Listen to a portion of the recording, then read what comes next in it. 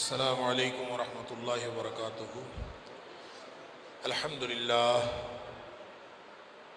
للہ وکفا وسلام علی عبادہ الذین اصطفیٰ، اشہد ان لا الہ الا اللہ وحدہ لا شریک لہ واشہد ان محمدا عبدہ ورسولہ صلی اللہ علیہ وآلہ وسلم۔ اللہم صلی علی محمد وعلی آل محمد کما صلیت علی ابراہیم وعلی آل ابراہیم انک حمید مجید۔ اللہم بارک علی محمد وعلی آل محمد کما بارکت علی ابراہیم وعلی آل ابراہیم انک حمید مجید۔ اما بعد، اللہ کے فضل اور اس کی توفیق سے آج ہمارا 17واں قیام مکمل ہوا، جس میں آدھا پارہ 17واں اور پونا پارہ 18واں، یعنی کل سوا پارہ کی آج منزل پڑھی گئی۔ اللہ تعالیٰ قاری صاحب کی طرف سے اور ہم سب کی طرف سے قبول فرمائے۔ سورۃ الحج 17ویں پارے کا دوسرا نصف ہے۔ پوری سورت وہ آج کی پارے میں، آج کی پڑھی گئی منزل میں شامل ہے۔ اس کے علاوہ 18ویں پارے میں سورۃ المومنون ہے اور پھر سورہ نور ہے۔ سورہ نور کی سورہ مومنون پوری مکمل آج کے منزل میں شامل ہے، اس کی 118 آیات ہیں۔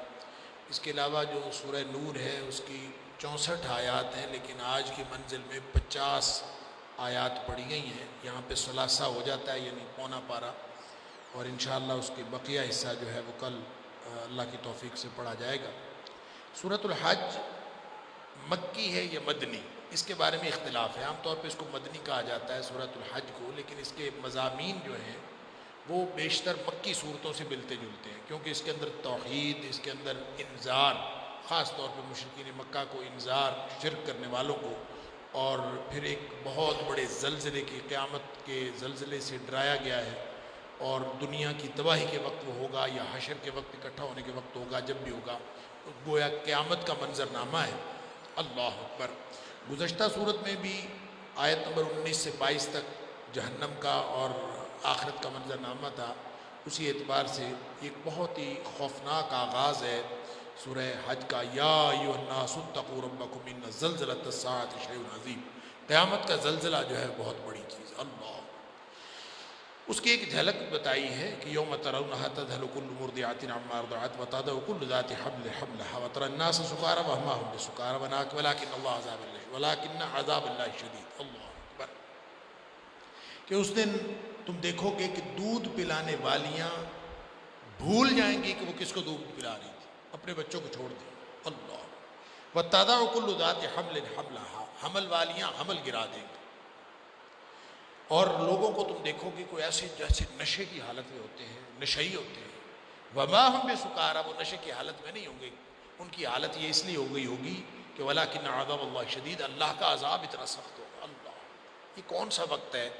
اس کے بارے میں حدیث میں آتا ہے بخاری شریف میں کہ اللہ کریم حضرت آدم علیہ السلام سے کہیں گے قیامت والے دن، آدم اپنی ذریت میں سے ہر 1000 میں سے 999 لوگ جہنم کے لیے نکال کے لے، ہر 1000 میں سے 999 جہنمی۔ اللہ اکبر۔ نبی اکرم صلی اللہ علیہ وسلم فرمایا یہ وہ بات ہے کہ یہ سن کر حمل والیوں کے حمل گر جائیں گے۔ اللہ اکبر۔ بچے بوڑھے ہو جائیں گے، لوگ مدہوش اور دیوانے ہو جائیں گے کہ یہ کیا ہونے والا ہے۔ حالانکہ وہ دیوانے نہیں ہوں گے، نشہ نہیں ہوا ہوگا، بلکہ اللہ کا عذاب دیکھ کر اس طرح کی کیفیت ہوگی۔ صحابہ کرام نے جب یہ بات سنی تو صحابہ کرام کے چہرے متغیر ہو، پریشان ہو۔ ہر 1000 میں سے 999 جہنمی، تو ہم کدھر جائیں؟ اللہ، انتہائی پریشانی، انتہا درجے کی گھبراہٹ۔ نبی اکرم صلی اللہ علیہ وسلم دیکھا، آپ نے فرمایا پریشان نہ ہو، گھبرانے کی بات نہیں۔ 999 یاجوج ماجوج میں سے ہوں گے اور ایک تم میں سے۔ اللہ اکبر۔ پھر نبی کریم صلی اللہ علیہ وسلم نے فرمایا تمہاری تعداد ایسے جیسے سیاہ بیل کے پہلو میں سفید داغ۔ پھر آپ نے یہ فرمایا کہ میں امید کرتا ہوں کہ 1/4 جنتیوں میں سے تم ہوگے، یعنی ٹوٹل جنتیوں میں سے 1/4 صرف میری امت ہوگی۔ پھر آپ نے فرمایا نہیں، میں امید کرتا ہوں 1/3 میری امت ہے۔ پھر آپ نے فرمایا میں امید کرتا ہوں نصف میری امت ہے۔ سبحان اللہ۔ جب نبی کریم صلی اللہ علیہ وسلم یہ باتیں ارشاد فرمائی، صحابہ کرام کو تھوڑی تسلی ہوئی، اللہ تعالیٰ ہم سب کو جہنم سے بچا کر جنت میں جانے والا بنائے۔ فرمایا توحید اور آخرت کا جو انکار کرنے والے ہیں وہ ان کی نبی یہاں پہ تردید کی ہے، وَمِنَ النَّاسِ مَن يُجَادِلُ فِي اللَّهِ بِغَيْرِ علم، یہ بدبخت بغیر علم کے اللہ کے بارے میں جھگڑا کرتے ہیں اور شیطانوں کی پیروی کرتے ہیں، اور کہتے ہیں کہ یہ آیت نضر بن حارث کے بارے میں، وہ سرکش شیطان کے پجاری ہیں، بے دلیل انکار کرتے ہیں۔ پھر فرمایا اپنے مراحل تخلیق پر غور کرو۔ اللہ، اگر تمہیں کوئی اللہ کے بارے میں اور دوبارہ جی اٹھنے کے بارے میں شک ہے تو اپنے مراحل تخلیق پہ غور کر لو کہ تم تھے کیا۔ حقیر قطرہ آب، اس سے جمع ہوا خون بنا، علقہ بنا، پھر اس سے مضغہ بنا، ایک لوتھڑا بن گیا، اللہ، پھر اس لوتھڑے کو اللہ تعالیٰ نے اس سے ہڈیاں بنائیں، ہڈیوں کے بعد اس کے اوپر گوشت پوشت چڑھایا، فرمایا اس طرح تم بنے ہو، پھر تمہیں ایک خاص وقت تک ماں کے پیٹ میں رکھا، پھر بچہ بنا کے باہر نکالا۔ یہ اپنی مراحل تخلیق پر غور کرو تم ہو کیا۔ اور پھر مردہ کھیتی کی مثال دی ہے، فرمایا اللہ کی قدرت سے جیسے کھیتی لہلہا اٹھتی ہے تو کیا خیال ہے اللہ تعالیٰ کے پاس یہ اختیار نہیں ہے کہ وہ تمہیں دوبارہ پیدا کرے، اسی طرح وہ مردوں کو زندہ کرے گا۔ پھر فرمایا وَأَنَّ السَّاعَةَ آتِيَةٌ لَا رَيْبَ فِيهَا، قیامت آنے والی ہے، اس میں کوئی شک نہیں ہے۔ قبروں والے وَأَنَّ اللَّهَ يَبْعَثُ مَن فِي الْقُبُورِ، جتنے قبروں میں پڑے ہوئے ہیں یہ سب کے سب اٹھ کھڑے ہوں گے۔ اور فرمایا کہ اس طرح سے عبادت نہ کرو جس طرح سے وہ شخص عبادت کرتا ہے جیسے کنارے پہ کھڑا۔ وَمِنَ النَّاسِ مَن يَعْبُدُ اللَّهَ عَلَى حَرْفٍ، کنارے پہ کھڑا ہو کے بندگی کرتا ہے۔ فَإِنْ أَصَابَهُ خَيْرٌ اطْمَأَنَّ بِهِ، اگر تو کوئی بھلائی ملے تو کہتا ہے ٹھیک ہے، نمازیں پڑھتے رہیں گے، روزے رکھتے رہیں گے، زکوٰۃ دیتے رہیں گے، ٹھیک ہے۔ وَإِنْ أَصَابَتْهُ فِتْنَةٌ انقلب عَلَى وَجْهِهِ، اگر اس کو کوئی تھوڑی سی بھی مصیبت پہنچتی ہے تو وہ پیچھے ہٹا دے، یعنی کبھی نمازیں پڑھنی شروع کر دی، کبھی چھوڑ دی، کبھی آگے ہو گیا، کبھی پیچھے ہو گیا، کنارے پہ کھڑا ہے، نہ ادھر ہے نہ وہ ادھر، کبھی ایسے کبھی ہے۔ فرمایا خسر الدنیا والآخرہ، یہ دنیا میں بھی گھاٹا پانے والا ہے، آخرت میں بھی گھاٹا، اس کو کچھ نہیں ملے گا۔ اللہ ذالک هو الخسران المبین، اصل خسارہ تو وہ ہے دنیا میں بھی انسان کو خسارہ ہو، آخرت میں بھی۔ اصل بات یہ ہے کہ انسان کو پورے ان اللہ یدخل الذین آمنوا وعملوا الصالحات جنات، وہ لوگ جو ایمان لاتے ہیں اور کردار پیش کرتے ہیں ان کو اللہ تعالیٰ جنتوں میں داخل کرے گا۔ فرمایا سارے اختلافات کے فیصلے قیامت والے دن ہوں گے۔ یہود نصارہ مجوسی مشرک یہاں پہ کوئی مختلف فرقے بنے پھرتے ہیں اور مختلف لوگ ہیں، اور پھر والذین اشرکوا ان اللہ یفصل بینہم یوم القیامہ، اللہ تعالیٰ ان سب کے درمیان فیصلہ کرے گا قیامت والے دن۔ ان اللہ علی کل شیء شہید، ہر چیز کا گواہ اللہ خود کافی ہے۔ اس کے بعد جہنم کا منظرنامہ ہے، آیت نمبر 19 سے 22 تک۔ آگ کا لباس ہوگا، اللہ اکبر، سروں پر کھولتا ہوا پانی ڈالا جائے گا جس سے آنتیں پگھل جائیں گی، لوہے کے ہتھوڑے ہوں گے، اللہ اکبر، اس میں سے نکل نہیں سکیں گے۔ مومنوں کے لیے جنت، فرمایا کہ ان کے لیے ریشم کا لباس ہوگا، ہیرے جواہرات، سونے کے کنگن اور پاکیزہ ماحول، اللہ تعالیٰ ہم سب کو جنت عطا فرمائے۔ پھر فرمایا یہ جو مکہ شہر ہے نا یہ برابر ہے، آیت نمبر 25 کے اندر فرمایا چاہے مکے کا رہائشی ہو، چاہے مقامی ہو، چاہے باہر سے آیا ہو، یہ سب کے لیے برابر ہے، یہ سب کا شہر ہے۔ اس لیے متقدمین میں حضرت عمر فاروق رضی اللہ تعالیٰ عنہ، ابن عمر رضی اللہ تعالیٰ عنہ، ابن عباس، حضرت عمر بن عبدالعزیز، جتنے بھی اس طرح کے صحابہ اور جلیل القدر ہستیاں تھیں، وہ ان کا یہ فتویٰ ہے کہ مکے کی زمین نہ خریدی جا سکتی ہے نہ کرائے پہ دی جا سکتی، کیونکہ خریدی اور کرائے پہ اس وقت دی جا سکتی ہے جب وہ کسی کی ملکیت ہو، جب وہ سب کا شہر ہے تو کرائے پہ تو نہیں دی جا سکتی، نہ خریدی جا سکتی ہے۔ یہی وجہ ہے کہ شروع میں جب حج اور عمرے کے اوپر لوگ جاتے تھے تو مقامی شہریوں کو یہ حکم ہوتا تھا وہ اپنے گھر کے دروازے کھلے رکھیں۔ عمر فاروق رضی اللہ تعالیٰ نے آرڈیننس جاری کیا ہوا تھا کہ اگر کوئی حج اور عمرے کے موقع پر اپنے گھر کا دروازہ بند کرے گا، دروازہ توڑ دیا جائے گا، اگر کوئی ڈیوڈی بنائے گا ڈیوڈی گرا دی جائے گا، اللہ، یعنی دروازے کھول دیے جائیں۔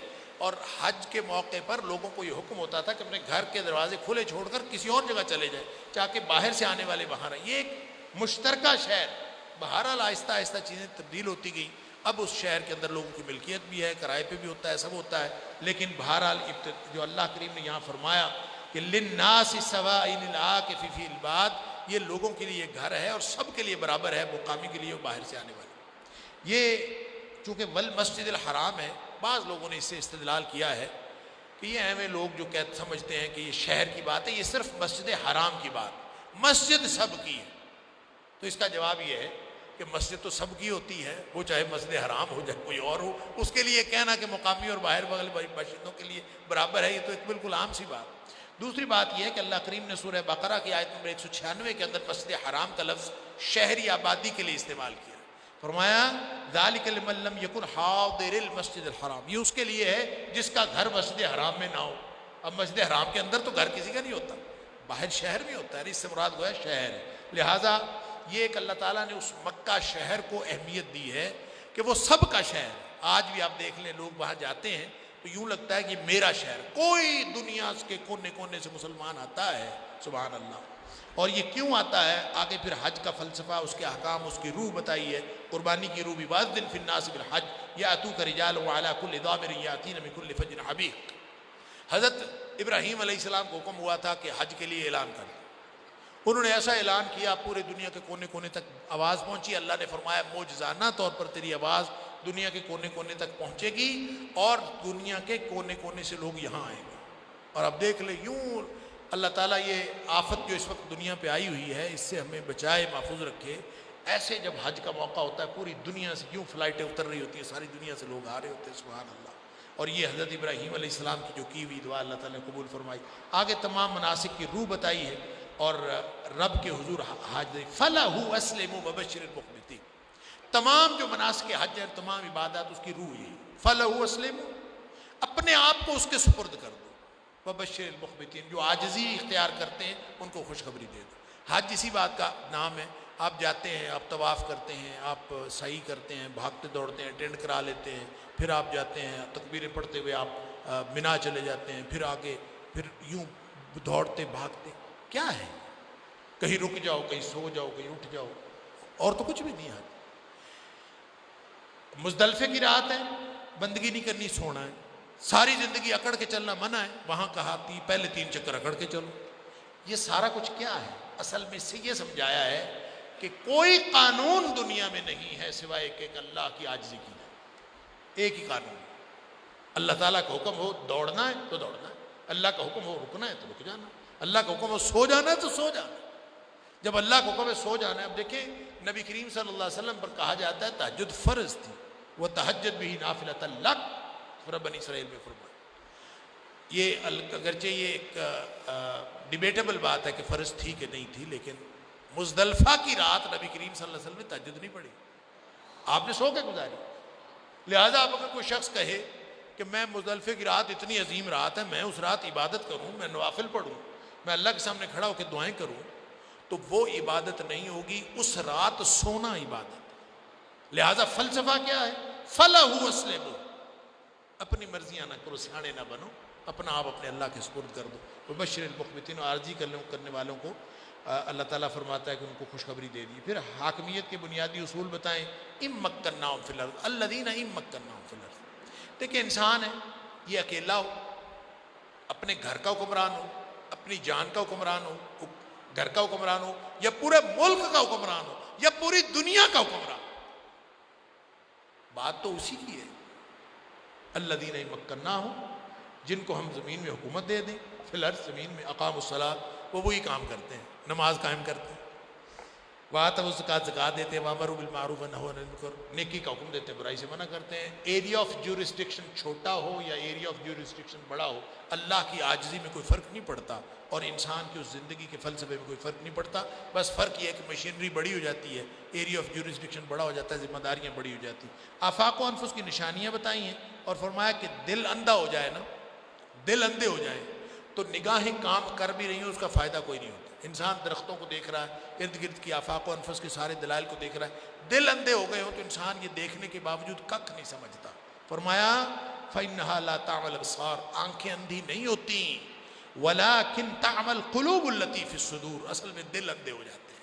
اللہ تعالیٰ ہمیں دلوں کی بصیرت عطا فرمائے۔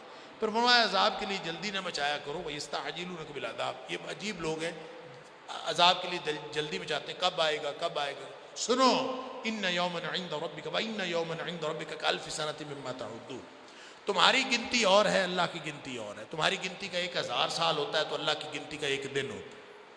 اور اللہ تعالیٰ نے جب کہہ دیا کہ عذاب آنے والا ہے، قیامت آنے والی ہے، تو وہ 1 دن بعد آنی ہو تو 1000 سال گزر جاتا ہے۔ اور اگر ہم نے کوئی دعا کی اللہ سے اور اللہ تعالیٰ نے قبول فرما لی، اور قبول اللہ تعالیٰ فرما لیتا، یہ سن لیجئے، دعا اگر اس کی پری ریکوزٹس پوری ہیں، اس کی شرائط پوری ہے، بندہ حرام نہیں کھاتا، قطع رحمی نہیں کرتا، اور اللہ تعالیٰ کے ساتھ وہ غافل نہیں ہے، دعا کے ساتھ پوری توجہ سے اللہ تعالیٰ کے ساتھ دعا کرتا ہے، تو دعا اور اس کی قبولیت کے درمیان لزوم کا تعلق ہو نہیں سکتا کہ دعا قبول نہیں۔ یہ جیسے پانی شانی جاتا ہے نا، یہ نو ریٹرن وال لگا ہوتا ہے، پانی ایک طرف سے جاتا ہے واپس نہیں آ سکتا، کہتے کیوں نہیں آتا؟ نو ریٹرن وال، بس گیا چلا۔ دعا ایک دفعہ قبولیت کا ایک مقام ہے، وہاں پہنچ گئی تو بس گئی، قبول ہو گئی، سوال ہی پیدا نہیں ہوتا کہ وہ واپس، سوال ہی پیدا نہیں ہوتا کہ وہ رد ہو۔ اللہ نے دعا اور قبولیت اگر شرائط اس کی پوری ہے، اس لیے فرمایا نبی پاک صلی اللہ علیہ وسلم ادعوا اللہ وانتم موقنون بالاجابہ، اللہ سے دعا کیا کرو اور پورے یقین کے ساتھ کہ میری دعا قبول ہوگی، اس یقین کے ساتھ، شرائط پوری قبول ہوگی۔ البتہ قبول ہو کے اس کے رزلٹ آپ کو کب ملنے ہیں؟ اللہ تعالیٰ نے فیصلہ کر دیا ہو کہ 1 منٹ بعد مل جائیں گے، ہمارے حساب سے تو 100-150 سال گزر جائے گا، اگر ایک دن 1000 سال کا ہے تو 40-50 سال تو چند سیکنڈ کی بات ہے نا۔ تو اگر اس طرح سے اللہ تعالیٰ نے ہماری ساری دعائیں قبول کی ہوں، ہماری تو پوری عمر 40-50 سال 60 سال ہوتی ہے، تو ہم کالے پڑ جاتے ہیں، پتہ نہیں ہماری دعائیں کدھر جاتی، کوئی دعا کہیں نہیں جا رہی، ہر دعا قبول ہوئی ہے۔ اسی لیے نبی کریم صلی اللہ علیہ وسلم قیامت والے دن انسان اپنی ان دعاؤں کے اوپر جو دنیا میں قبول نہیں ہوئی اور آخرت میں جب اجر ملنے لگے گا تو وہ حسرت کرے گا کہ کاش دنیا میں میری کوئی دعا قبول نہ ہو، آج یہ مل جاتا۔ اس لیے سمجھ لیجیے ہر چیز، اور عذاب والوں کو بھی کہا ہے جلدی نہ بچاؤ، اور جو ایمان والے ہیں ان کے لیے بھی یہی ہے کہ جلدی بچانے کی کوئی ضرورت نہیں ہے۔ اور فرمایا کہ نبی اکرم صلی اللہ علیہ وسلم کو تسلی دی ہے کہ آپ تو نذیر ہیں، آپ بس ڈراتے جائیے، ان کو وارننگ دے دیجئے، البتہ یہ اور ان کے پیچھے جو شیطان ہے وہ آپ کا کچھ نہیں بگاڑ سکتا۔ پھر آگے دلائل توحید ہیں، آیت نمبر 65 سے آگے، زمین و آسمان بحر و بر کا وہ خالق ہے سبحان اللہ، لیکن انسان ناشکرا ہے اس لیے شرک کرتا ہے، ناشکرا ہے اس لیے شرک کرتا ہے، یہ بات غور کر لیجیے، ناشکرا ہے اس لیے شرک کرتا ہے۔ فرمایا ان الانسان لکفور، آیت نمبر 66 کے اندر، اور آیت نمبر 71 کے اندر فرمایا وَيَعْبُدُونَ مِن دُونِ اللَّهِ مَا لَمْ يُنَزِّلْ بِهِ سُلْطَانًا، ایسی چیزوں کی بندگی کرتا جا کے جس کے بارے میں کوئی دلیل نازل نہیں۔ یہ کیوں ہوتا ہے؟ ناشکرا اس لیے ہوتا ہے۔ ناشکرا کا کیا مطلب یہ ہے، اور سورہ نحل کے اندر ہم پڑھ آئے ہیں اور سورہ بنی اسرائیل میں بھی کہ أَفَبِالْبَاطِلِ يُؤْمِنُونَ وَبِنِعْمَةِ اللَّهِ هُمْ يَجْحَدُونَ، یہ باطل کی، یہ نمک حرامی کی انتہا ہے کہ کھاتا کسی اور کا ہے، بندگی کسی اور کی کرتا ہے۔ تو ناشکرا ہونے کا بھی یہی مطلب ہے، نعمت دینے والا سوائے اللہ کے کوئی اور ہے؟ جب اللہ کے سوا کوئی نعمت دینے والا نہیں تو حمد صرف اسی کی ہے، ان الحمد للہ، حمد اس شکر کو، اس تعریف کو کہتے ہیں جس میں شکر کے جذبات ہوں۔ لہٰذا انسان جب ناشکرا ہوتا ہے اس اللہ کی نعمت کا شکر نہیں کرتا، اور شکر کا معنی یہ ہوتا ہے، لفظی معنی ہوتا ہے بھر جانا، اس کا مطلب ہوتا ہے ایسی زندگی گزارنا جو اس عطا ہونے والی نعمت کا تقاضا ہے اس کے مطابق زندگی گزارنا۔ اللہ نے آنکھیں دی ہیں، آنکھوں کا تقاضا اس طرح پورا کرنا جیسے عطا کرنے والے نے اس کا تقاضا رکھا۔ سماعتیں ہیں، عطا کرنے والے نے ایک تقاضا رکھا، یہ شکر ہے، آنکھ کا شکر ہے، کان کا شکر ہے، ہاتھ کا شکر ہے، زبان کا شکر ہے، اور زبان کا شکر ہے یہ اچھی بات کہے، اور اگر اچھی بات نہیں کہہ سکتا، فرمایا کہ جو آخرت کے دن پر ایمان رکھتا ہے اور اللہ پر ایمان رکھتا ہے یا تو اچھی بات کہے یا خاموش رہے، زبان بند بھی رکھے تو اس کا شکر ہے، اور اگر یہ بکواس کرے گا تو اس کا مطلب ناشکری کرتا ہے۔ ناشکرا ہے تو شرک کا آغاز ہوتا ہے، یہ ہے وہ اس کی بنیاد۔ پھر خود ساختہ معبودوں کا ذوف بتایا، یا ایھا الناس ضرب مثل فاستمعوا لہ، غور سے سنو، اللہ ایک مثال بیان کرتا ہے۔ تمہیں نہ اللہ کی عظمت سمجھ آتی، نہ تم اللہ کی عظمت کے مقابلے میں اس کائنات کی بے ثباتی اور ان جھوٹے معبودوں کی بے ثباتی کا کوئی خیال کرتے ہو، مثال سے سمجھو۔ فرمایا جتنے تم نے معبود بنائے ہوئے نا، جن کو تم اللہ کے علاوہ پکارتے ہو، یہ سارے اکٹھے ہو جائیں، ایک مکھی بنانا چاہیں نہیں بنا سکتے۔ ایک مکھی کیا چیز ہے، اس کو بنانا چاہیں نہیں بنا سکتے۔ لن یخلقوا ذبابا ولو اجتمعوا، بلکہ فرمایا کہ یہ سارے اکٹھے ہو کے مکھی بنانا تو دور کی بات، وَإِن يَسْلُبْهُمُ الذُّبَابُ شَيْئًا، یہ حضرات سارے بیٹھے کھانا کھا رہے ہیں، طرح طرح کے کھانے آگے چنے ہوئے، مکھی آتی ہے، آ کے اس کے اوپر بیٹھتی ہے، تھوڑا سا کھانا اٹھاتی ہے، اٹھا کے اڑ جاتی ہے۔ فرمایا ایسے کرو، یہ سارے مل کے مکھی سے وہ کھانا چھین کے دکھا، وَإِن يَسْلُبْهُمُ الذُّبَابُ شَيْئًا، مکھی کھانا چھین کے لے جائے اس کے لَن يَسْتَنْقِذُوهُ مِنْهُ، یہ اس سے واپس نہیں لے سکتے، یہ معبود بنے پھرتے۔ ضَعُفَ الطَّالِبُ وَالْمَطْلُوبُ، جو ان سے مانگ رہا ہے وہ بھی بڑا بودا ہے، اور جن سے مانگا جا رہا ہے وہ بھی بڑے کمزور۔ یعنی کیا سمجھا؟ ما قدر اللہ حق قدرہ، اللہ کی قدر کسی نے نہیں کی، تمہیں پتہ ہی نہیں اللہ کی عظمت کیا ہے۔ ان اللہ لقوی عزیز، مخلوق کہاں، اللہ کی ذات کہاں، سبحان اللہ۔ پھر فرمایا یا ایھا الذین آمنوا ارکعوا واسجدوا واعبدوا ربکم وافعلوا الخیر لعلکم تفلحون۔ یہ مومنوں کو تعلیم ہے آخری دو آیات میں، پوری صورت کا خلاصہ ہے، بلکہ یوں کہہ لیجئے پورے دین کا خلاصہ ہے۔ وجاہدوا فی اللہ حق جہادہ، اللہ کے راستے میں جہاد کرو جس طرح جہاد کرنے کا حق ہے۔ سن لیجئے، ایک قتال ہے، ایک جہاد ہے۔ قتال لڑائی ہے، جہاد بھی لڑائی ہے، لیکن جہاد اپنے نفس کے ساتھ لڑائی ہے۔ اور جہاد اس جد و جہد کا نام ہے جو پوری زندگی انسان اللہ کی بندگی کے لیے کرتا ہے، وہ جہاد ہے۔ اور وہ کرتے کرتے کرتے کرتے ایک پیک آتی ہے، عروج آتا ہے، وہ ہے کہ کافروں سے ٹکرا جانا، اس کا نام قتال ہے۔ قتال گویا جہاد فی سبیل اللہ کی آخری اور اعلیٰ منزل کا نام قتال۔ جہاد ہر ایک کو کرنا ہے، دل سے شروع ہوتا ہے، ہر وقت کوئی کام ہوتا ہی نہیں ہے۔ مسجد میں انسان جہاد کے بغیر نہیں آتا، برائی چھوڑ نہیں سکتا انسان جہاد کے بغیر، پوری زندگی ہر وقت انسان کو جہاد، بستر سے نہیں نکل سکتا انسان اگر جہاد نہ کرے۔ لہٰذا آغاز اس کا پتہ کہاں سے ہوتا ہے؟ فرمایا المجاہد من جاہد نفسہ فی طاعت اللہ، اصل مجاہد وہ ہے جو اپنے نفس کے خلاف جہاد کرتا ہے اللہ کی اطاعت میں۔ لہٰذا فرمایا وجاہدوا فی اللہ حق جہادہ، جس طرح اللہ کے راستے میں پوری سٹرگل کرنے کا اور ایفرٹ کرنے کا حق ہے، اس طرح سے ایفرٹ کرو، ساری صلاحیتیں لگاؤ۔ کیسے کرنا ہے؟ پھر آگے فرمایا رکوع کرو، سجدے کرو، تمام نیک کام کرو، قتال بھی کرو، اقامت صلاۃ بھی کرو، نظام زکوٰۃ بھی کرو، اعتصام باللہ بھی کرو، اللہ پر بھروسہ رکھتے ہوئے یہ سب کام کرو۔ یہ سارا ہی جہاد ہے۔ یار مومن کی پوری زندگی جہاد ہوتی ہے، اور پھر جب قتال کا موقع آتا ہے تو وہ بھی پیچھے نہیں ہٹتا۔ آگے سورہ مومنون ہے، سورہ مومنون کو آپ 4 حصوں میں مضامین کے اعتبار سے تقسیم کر سکتے ہیں۔ پہلا حصہ کامیاب مومنین اور ان کی صفات بیان ہے، کون کامیاب مومن ہے، سبحان اللہ، اور اس کے ساتھ ہی دلائل توحید اور انسانی زندگی کا آغاز اور انجام بتایا ہے۔ دوسرے حصے میں تمام انبیاء کی اجتماعیت فکر بتائی ہے کہ تمام انبیاء کی فکر کا مرکزی نقطہ واحد حقیقت ایمان کی حقیقت، اور وہ ہے توحید۔ اور پھر تیسرا حصہ یہ ہے کہ نبیوں کے بعد لوگ فرقہ فرقہ ہو گئے اور اپنے اپنے گروہ پر خوش ہیں، یہ بہت خطرناک بات ہے، فرقہ بننا بہت خطرناک بات۔ اور چوتھی بات، آپ صلی اللہ علیہ وسلم سے خطاب ہے اور آپ کو ہدایات ہیں، اور فرمایا نیکی کرتے جائیں، اور جو شخص نیکی کرتا ہے برائی کا بدلہ بھی نیکی سے دے، اسی سے اللہ تعالیٰ سب کچھ عطا کرتا ہے۔ لہٰذا مومنوں کی صفات جو بیان کی ہیں، خشوع کرتے ہیں، الذین هم فی صلاتہم خاشعون، سبحان اللہ، نماز میں انتہائی عاجزی کے ساتھ، خشوع کے ساتھ۔ خشوع کے بغیر جو نماز پڑھتا ہے، نبی اکرم صلی اللہ علیہ وسلم اس کی کوئی نماز ہی نہیں۔ ایک شخص نماز پڑھ رہا تھا، ادھر خارش، ادھر کپڑے، فرمایا اس کے اندر تو خشوع ہی کوئی نہیں، یعنی اس سے پتہ چلتا ہے کہ اس کی توجہ ہی کوئی نہیں۔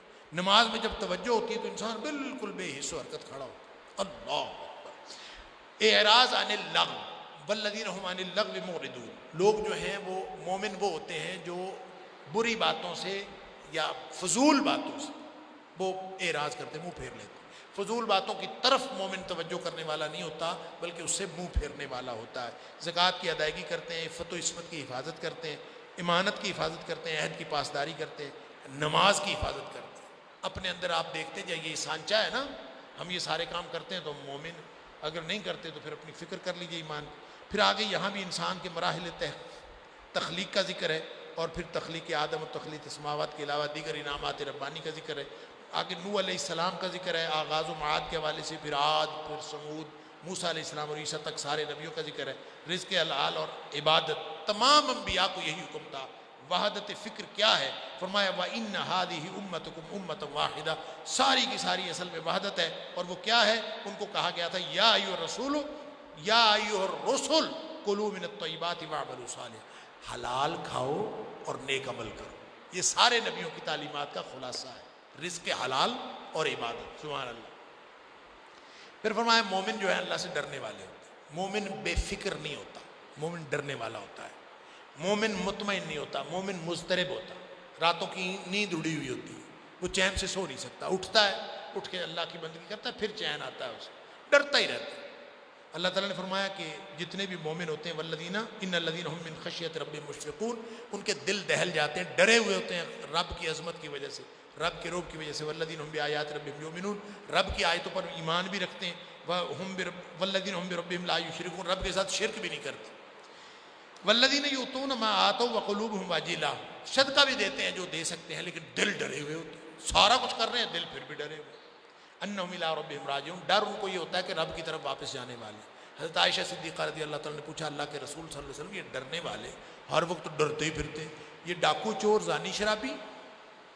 فرمایا نہیں، لا یا بنت صدیق، صدیق کی بیٹی یہ زانی شرابی چور ڈاکو نہیں ہے، یہ نمازی پرہیزگار صدقہ دینے والے روزہ رکھنے والے۔ اللہ الذین یصلون ویصدقون ویصومون، یہ نمازیں پڑھنے والے، روزے رکھنے والے، صدقہ کرنے والے۔ وَيَخَافُونَ أَلَّا يُقْبَلَ مِنْهُمْ، ڈر ان کو یہ ہوتا ہے کہیں اللہ کے ہاں ہمارے اعمال نامقبول نہ ہو جائے۔ اللہ تعالی ہم کو بھی یہ خشیت عطا فرمائے۔ آگے نعمتوں کا بیان ہے، قادر مطلق پر ایمان کی پختگی کے لیے کان اللہ نے دی، آنکھ دیے، دل برائے شکر، یہ سارا کچھ اللہ تعالیٰ نے شکر کے لیے دیا۔ پھر فرمایا آگے منکرین آخرت سے سوال کیے ہیں چار، بتاؤ زمین کس کی ہے؟ کوئی ہے جو کہے کہ میں مالک ہوتا ہے نا کوئی، ایک مالک نہیں ہے اگر تو کوئی تو مالک ہو، کوئی دعویٰ تو کرے کہ زمین میری ہے۔ کبھی کسی نے کہا کہ زمین میری ہے؟ بتاؤ زمین کس کی؟ زمین میں جو کچھ ہے کس کا؟ ساتوں آسمان اور عرش عظیم کا رب کون ہے؟ تمام کائنات پر بادشاہت کس کی ہے؟ فرمایا یہ سوال ان کو کر کے دیکھو، سیقولون للہ، کہیں گے سب اللہ کا۔ جب سب اللہ کا ہے تو تمہیں کیا بیماری پڑی ہوئی ہے پھر؟ قل فانا تسحرون، تم کہاں پھر جادو کیا جاتا ہے اور جادو کیے ہوئے ہو۔ پھر آگے آخری 4 آیات میں اس پوری صورت کا خلاصہ ہے کہ انسان فضول پیدا نہیں کیے گیا۔ فحسبتم انما خلقناکم عبثا، کیا تم سمجھتے ہو کہ انسان ایسے فضول پیدا کیا گیا؟ نہیں، انسان بندگی رب کے لیے بنایا گیا ہے۔ لہذا فرمایا کہ معبودان باطل کی کوئی دلیل ہے ہی نہیں۔ ومن يدع مع الله الها آخر لا برهان له به، جو بھی اللہ کے علاوہ کسی اور کو پکارتا ہے اس کی کوئی دلیل نہیں۔ اللہ تعالی ہم سب کو فرمایا یہ دعا کرتے رہا کرو، وقل رب اغفر وارحم وانت خیر الراحمین، اللہ تو ہم کو بخش دے، ہمارے پر رحمت فرما، تو بہترین رحم کرنے والا ہے۔ آگے سورہ نور ہے، اس کی 50 آیات بھی آج پڑھی گئی ہیں۔ سورہ نور احکام کی صورت ہے، مدنی صورت ہے، بڑے ڈائریکٹ احکام کے پیش نظر، یوں کہہ لیجیے احکام کی اور مضامین کی اہمیت کے پیش نظر بڑا ڈائریکٹ اور براہ راست آغاز ہے۔ سورۃ انزلناہا وفرضناہا، بڑا اچھوتا آغاز، ایسا کسی اور صورت کا نہیں۔ یہ ایک ایسی صورت ہے جس کو ہم نے نازل کیا۔ اب ساری صورتیں اللہ نے کی نازل کی ہیں، لیکن یہ ہم نے اس کو نازل کیا ہے، اور ساتھ فرمایا کہ ہم نے اس کے احکام کو فرض کیا۔ یہاں سے آغاز ہوتا ہے، اور پھر اس میں احکام کیا ہیں؟ سب سے پہلے حد زنا ہے، جو غیر شادی شدہ زانی ہے، فرمایا زانی ہو یا زانیہ ہو، عورت ہو یا مرد ہو، ان کو کوڑے مارو، 100 کوڑے، اللہ اکبر۔ پھر حد قذف ہے، جو کسی پر بہتان لگا دے اور پھر 4 گواہ نہ لے کے آئے، فرمایا اس کو 80 کوڑے مارے جائیں۔ پھر اس کے بعد لعان کے احکام ہیں۔ لعان اس تہمت کو کہتے ہیں جو شوہر اپنی بیوی پر لگا دے۔ اب ظاہر ہے شوہر اور بیوی کا بڑا کلوز ریلیشن شپ ہے، پوری معاشرت کا انحصار اس یونٹ کے اوپر ہے۔ اگر خامد اپنی بیوی پر دیے تو دونوں ہن لباس لکم انتم لباس لہن، یہ تو ایک دوسرے کا لباس ہے، انہوں نے تو ایک دوسرے کی پردہ داری کرنی تھی، ایک دوسرے کو چھپانا۔ اگر میاں ہی بیوی کے اوپر الزام لگا دے تو کیا کیا جائے؟ فرمایا اس کے لیے ایک خاص طریقہ کار ہے، اس کو لعان کہا گیا، کہ وہ کہے گا 4 دفعہ قسم اٹھائے گا، کہے گا میں سچا ہوں، 5ویں دفعہ کہے گا کہ میرے اوپر لعنت ہو اگر میں جھوٹا ہوں۔ تو پھر اس کے بعد خاتون سے کہا جائے گا کہ تم بتاؤ، وہ بھی یہ کہے گی، 4 دفعہ قسم اٹھا کہے گی کہ جھوٹا ہے، اور اگر یہ سچا ہو 5ویں دفعہ کہے گی میرے اوپر لعنت۔ یہ لعان ہو جائے گا، اس کے بعد دونوں کی علیحدگی ہو جائے گی، تاکہ کوئی لڑائی نہ ہو، کوئی جھگڑا نہ ہو، اس کے اوپر حد جاری نہیں ہوتی بلکہ ان کو علیحدگی کرا دی جاتی ہے، کیونکہ میاں بیوی کا معاملہ ہے اور کوئی گواہ بھی نہیں ہوتا۔ اس کے بعد آیت نمبر 11 سے لے کر آیت نمبر 26 تک یہ بہت ہی اہم آیات اس اعتبار سے ہیں کہ ایک بہتان لگا تھا حضرت عائشہ صدیقہ رضی اللہ تعالیٰ عنہا پر، جس کو واقعہ افک کہتے ہیں۔ افک مبین، قرآن کہتا ہے یہ صاف اور صریح جھوٹ تھا، من گھڑت بات تھی۔ بات کیا تھی؟ نبی کریم صلی اللہ علیہ وسلم غزوہ بنی مستلق سے واپس تشریف لا رہے تھے، حضرت عائشہ صدیقہ رضی اللہ تعالیٰ عنہ کا ہار کہیں گم ہو گیا، آپ اپنا ہار لینے کے لیے چلی گئی، واپس ابھی آئی نہیں تھی، تو لوگوں نے سمجھا کہ آپ واپس آ کے ہودج میں وہ جو बनी हुई थी कटोली सी, उसमें बैठ गई। लोगों ने उठाया, उठा के वो होदज जो है ऊँट के ऊपर रखा, चले कूच कर गए। पता ही नहीं किसी को चला कि अम्मा आयशा सिद्दीक़ा रज़ियल्लाहु अन्हा उसमें आई है कि नहीं है। वो वापस आई, काफ़िला जा चुका था, बड़ी परेशान हुई, वहाँ बैठ गई। कहती मुझे पता था कि जब वो मुझे मफकूद पाएंगे तो यहीं आएंगे, लिहाजा बैठ गई। थोड़ी देर बाद वहाँ नींद आ गई, लेट गई थोड़ी सी। तो कहती मेरी आँख खुली है, किसी ने इन्ना लिल्लाहि व इन्ना इलैहि राजिऊन पढ़ा है, तो मेरी आँख खुली। देखा तो सफ़वान बिन मुअत्तल सलमी बनु सलमा के वो खड़े हुए थे। जब काफ़िले चलते थे अरब में तो एक जिस तरह पेश रो होता था ना, पहले जाने वाला जाके इंतजामात करने वाला, एक काफ़िले के पीछे बंदा आता था कि कोई गिरी पड़ी चीज़ हो तो वो लेता है। तो हज़रत सफ़वान इसी के लिए थे। उन्होंने देखा, आयशा सिद्दीक़ा रिवायत में आता है कि उन्होंने पहचान लिया, क्योंकि उन्होंने हिजाब का हुक्म आने से पहले अम्मा आयशा सिद्दीक़ा रज़ियल्लाहु अन्हा को देखा हुआ। अब इससे वो मसला भी हल हो गया जो लोग कहते हैं चेहरे का पर्दा नहीं है। और ये चेहरे का पर्दा हिजाब का हुक्म आने से पहले देखा हुआ था, गोया जब हिजाब का हुक्म नहीं आया था तो चेहरे का पर्दा नहीं था, जब हिजाब का हुक्म आ गया तो चेहरे का पर्दा हो गया। अल्लाह। बहरहाल वो उन्होंने ऊँट बिठा दिया, आयशा सिद्दीक़ा रज़ियल्लाहु अन्हा उस पर बैठ गई, वो लेके आ गए। मुनाफिकीन को मौजू मिल गया, ऐसी ऐसी बकवास। अल्लाह अकबर। और नबी करीम सल्लल्लाहु अलैहि वसल्लम परेशान रहे। अल्लाह अकबर। 1 महीने तक नबी पाक सल्लल्लाहु अलैहि वसल्लम परेशान रहे, दूसरों से पूछते रहे। अम्मा आयशा को घर भेज दिया। बिलाखिर अल्लाह ताला ने कुरान में ये आयत नाजिल फरमाए, आयत नंबर 11 से लेकर आयत नंबर 26 तक हज़रत आयशा सिद्दीक़ा रज़ियल्लाहु ताला अन्हा की बरात भी नाजिल की और 7 कानून भी बना दिए और ऐसे अहकाम कि तुमने इतनी बेहयाई की। जो लोग बेहयाई को फैलाते हैं, फरमाया उनके लिए दुनिया में भी अजाब है, आखिरत में भी। कौन सी बेहयाई फैलाई थी? बदकारी की बात थी, वो भी झूठी। तो बात को फैलाना जो झूठ थी उसको कुरान ने कहा है कि ये अंतशी अल्फाहिशत फिल्लदीना आमनू फाहिशत, ये तो बेहयाई फैलाने के मुतरादिफ है। अंदाज़ा कीजिए हमारे मुआशरे में क्या कुछ हो रहा है। अल्लाह ताला मुआफ़ फरमाए। फिर अल्लाह ताला ने आयत नंबर 30 से 31 में गज़्ज़े बसर का हुक्म दिया, इज़हार ज़ीनत की ममानत किया, गोया ये पर्दे का है। मोमिनों से कहा तुम भी अपनी निगाहें नीची रखा करो, अपनी हिफाजत करो। शर्मगाहों की औरतों से भी कहा।